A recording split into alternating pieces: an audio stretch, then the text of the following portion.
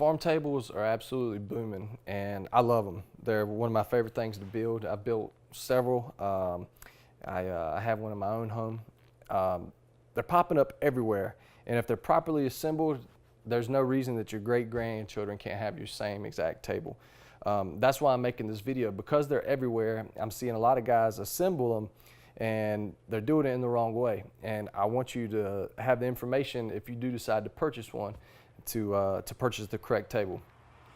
This is my little crude mock-up of a traditional farm table, and one of the signature series of the farm table is the breadboard ends. And the breadboard end is the piece of wood that runs perpendicular to the rest of the boards that form up the tabletop. Now, not only is this piece in the breadboard end aesthetically pleasing, it also serves a big purpose. It keeps the tabletop flat, and it holds the table together well, allowing for expansion and contraction of the wood over the years. The improper way to attach a breadboard end to the tabletop, or in furniture in general, perpendicular, if you have a glued up panel, is using pocket holes. Now, if you decide to buy a farm table and you see that the breadboard end, the perpendicular board, is attached, and you notice these holes, this is pocket hole joinery. Pocket holes are incredibly strong in their proper context. This method of joinery does not allow for this tabletop, this panel, to expand and contract. The proper way is mortise and tenon. Now, mortise and tenon has been around for thousands of years. There's Japanese temples that have been built that are still standing today using similar methods of joinery with zero nails, zero hardware. It's all wood joints. It's time proven, and it takes in consideration the expansion and contraction of wood over time.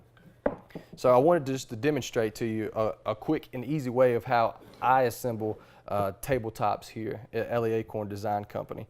We use a method called float tenons. Now, traditionally, a mortise and tenon joint is where the tenon is cut out of the piece of wood, and then that forms into the slot in the adjacent piece of wood. What I like to do is, it's much faster and it's a lot easier, is use float tenons. We just put a mortise into each piece.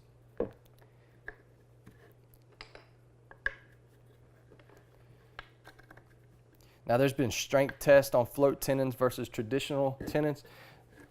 They prove about the same in every test. In some tests, the float tenons even outperform the traditional tenons.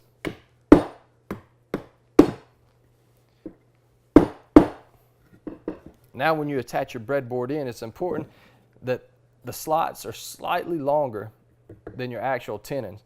Because wood is a plant, it is made up, like all plants are, of fibers and cells. And these cells absorb moisture and they release the moisture. And as that happens, the wood actually expands and contracts. So that's important, that the mortises in your breadboards are slightly larger than your tenons.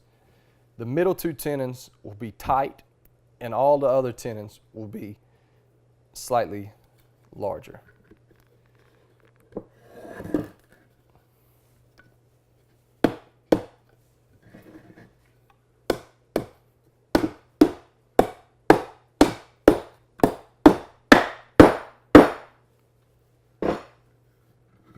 So there you have it. That's how you attach a breadboard in. The next step would be to drive dowel pins into your tenons.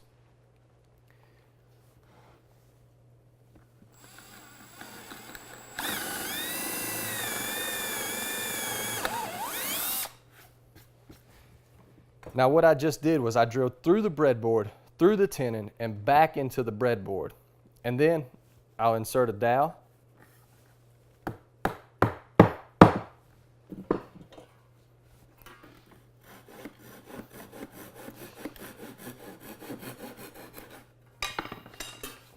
And saw it off.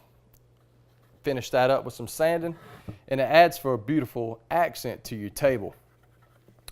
Normally, if this was an actual table, the very end of that dowel would receive a little bit of glue to lock it in, but I left that out since this is just a mock-up.